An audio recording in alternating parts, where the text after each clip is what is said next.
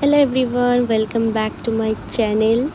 আমি কোনোদিনও এই ধরনের টুকটাক ভিডিও করি না, কিন্তু তাও আজকে একটুখানি ভিডিও করলাম। আমি আগে করতাম, এখন করি না। আজকে বিকেলবেলা একটুখানি বরের সাথে বেরিয়েছিলাম, তাই ভাবলাম ছোটো একটা মিনি ব্লগ শেয়ার করি তোমাদের সাথে।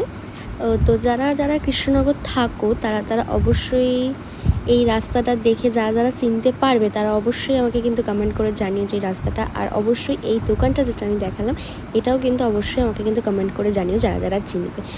অনেক দিন ধরে একটুখানি পাওভাজি আর বার্গার খেতে ইচ্ছা করছিলো। পাওভাজিটা খুব একটা বলবো না, বার্গারটাই বলবো, খেতে ইচ্ছা করছিলো, তার জন্য আর কি গিয়েছিলাম।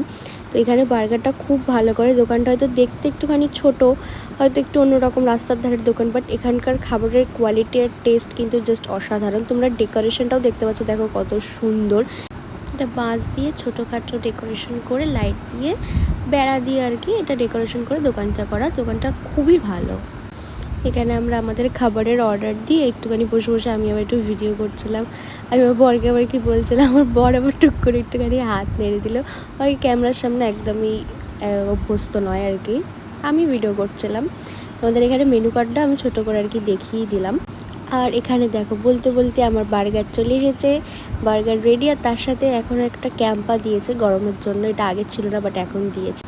দেখো এখানে আমি বার্গারটা খাচ্ছি আর আমার পর আমাকে সেই মাঝখানে জিজ্ঞাসা করছে যে এটা কেমন খেতে, কি না টেস্ট। আমি তাই তাকে বলছিলাম যে এটা খুবই ভালো খেতে। এখানে খাবারের কোয়ালিটি এবং কোয়ান্টিটি এতটাই ভালো, এবং সেই তুলনায় যে দামটা এরা এখানে নেয় সেটা আর কি আমার খুব ভালো লাগে।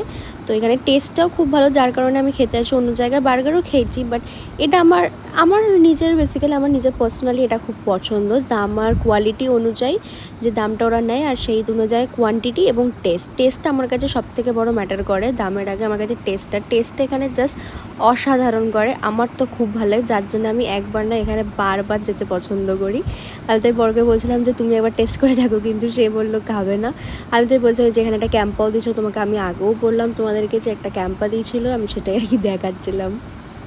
আর এখানে কথা বলতে বলতে আমার বরের পাওভাজিটাও চলে এসেছে, যেটা ও খাবে বলে অর্ডার করেছিল আমার বর। তো সেই পাওভাজিটাও আর কি চলে এসেছে। আমি তাই ওকে বললাম যে দাঁড়াও পাওভাজিটা আমি আর কি তুলে দেখাই, যে দেখো তোমরা কেমন। এই যে পাওভাজির কোয়ান্টিটিটা তোমরা দেখতে পাচ্ছ কতটা দিয়েছে, এবং সেই তুলনায় পাওটা ওরা একটা ফ্রাই করে দেয়। এখানে কাকু লেবু দিতে ভুলে গেছিলো, আবার লেবুটা পরে দিয়ে গেল। সেটা আমি আবার হেসে হেসে বলছিলাম দেখো কাকু মানে লেবুটা দিতে ভুলে গেছে, তাই আবার পরে দিয়ে গেছে। সেই তুলনায় যে পেঁয়াজ দিয়েছে, অ্যাফোর্ডেবল প্রাইসের মধ্যে তোমরা এটা কৃষ্ণনগরে যারা থাকো অবশ্যই কিন্তু তোমরা এটা ট্রাই করতে পারো। খুবই ভালো টেস্ট, আমি তো অলওয়েজ সাজেস্ট করব এটা। তোমরা যারা এখনও খাওনি তারা অবশ্যই কিন্তু একবার হলেও তোমরা টেস্ট করতে পারো। তোমরা যারা অবশ্যই কৃষ্ণনগরে থাকো, এবং যারা বাইরে থাকো তারাও পরে এসে অবশ্যই কিন্তু টেস্ট করতে পারো।